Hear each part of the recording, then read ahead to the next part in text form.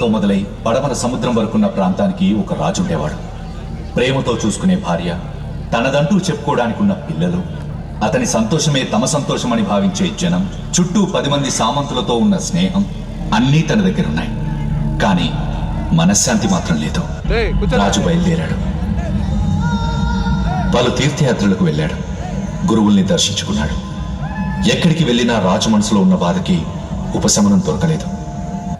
ఇంకా ఈ భూమి మీద నాకు మనశ్శాంతి కలిగించే చోటు గాని శక్తి గాని లేదు అనుకుని రాజు అన్నీ వదిలి అడవికి వెళ్తాడు. అడవి మధ్యలో వెళ్తుండగా అతనికి గజ్జల శబ్దం వినపడుతుంది. వెళ్తున్న రాజు ఒక్కసారిగా నిల్చొని చూశాడు. అయితే రాజుకి ఆ శబ్దం విని భయం కలగలేదు. అమ్మ కౌగిలించుకున్నట్లు, మామ ప్రేమతో పిలిచినట్లు అనిపించింది. రాజు శబ్దం వచ్చిన దిక్కు వైపు వెళ్ళాడు.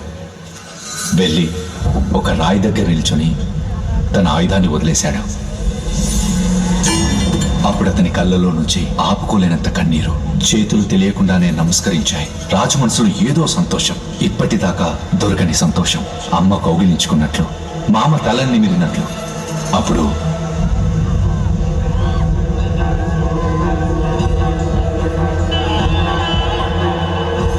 మీ రాజుగా అడుగుతున్నాను, మీ దైవాన్ని నాకివ్వండి.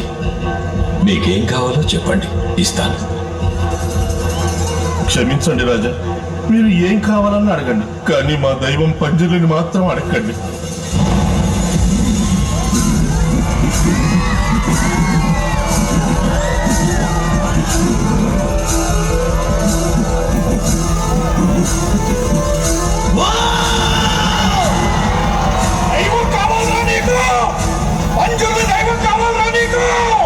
మీరు తప్ప నాకు ఇంకేం అక్కర్లేదు పంజుర్లి.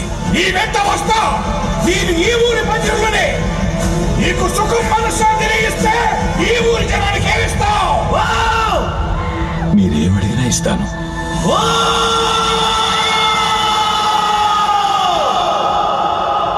నా స్వరం ఎక్కడ దాకా వినిపించిందో అంతవరకు భూమిని ఈ ఊరి జనానికి ఇవ్వాలి. గుర్తు పెట్టుకో, నా వెంట ఉగ్రరూపి గుడిగ కూడా వస్తాడు.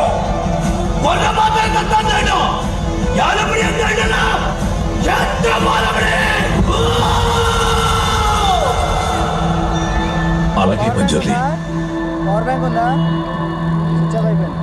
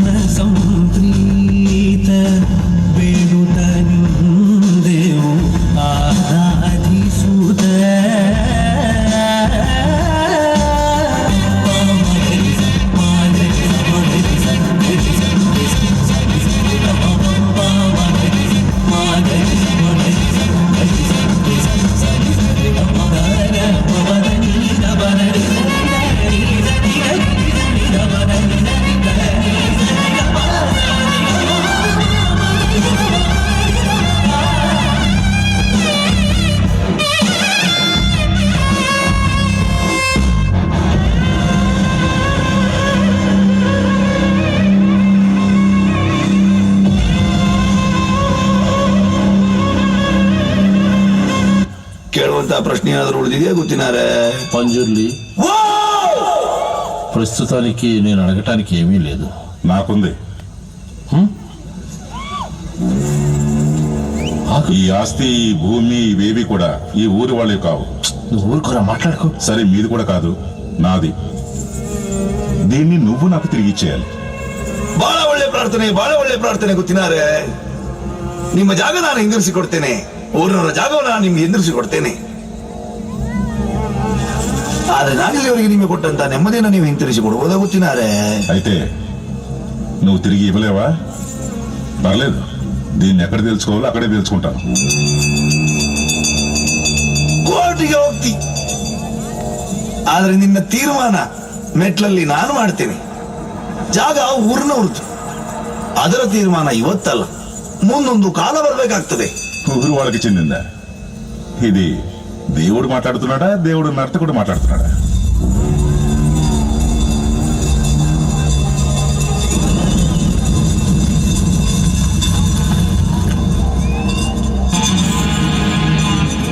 ದೈವವ ನರ್ತಕನ ಇವತ್ತೇ ತೀರ್ಮಾನ ಆಗಲಿ.